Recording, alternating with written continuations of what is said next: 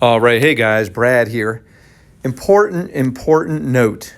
At the end of each day, your CXT Driver app should be clear. It should be cleared out. There should be no stops left in your app at the end of your workday.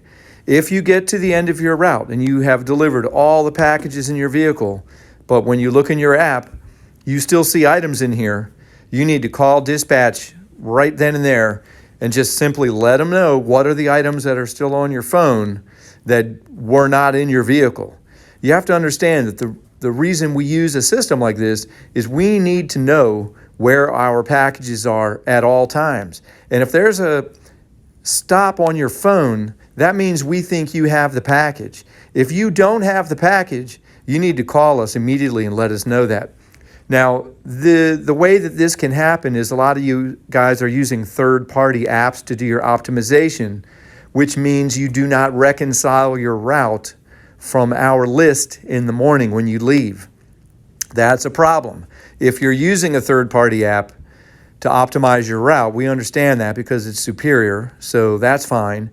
But you need to make sure at the end of your route, if you have items on your phone, you need to call so we can take them off of you. Otherwise, we think you have the packages. And just so you know, ultimately, when you leave out of here with a package, you're liable for that package. So if we think you have packages and you're saying you don't have them, but they're on your phone, that can be a problem down the road. We don't want to get into that. So the best way for you to avoid that situation is to call us immediately. Call dispatch.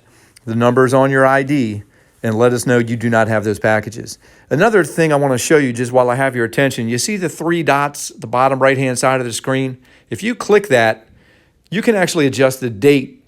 So just for example, I'm going to put it on yesterday, and you can see I still have on this phone, this of course is a test route, but you can see that for yesterday, I still have stops on there from yesterday.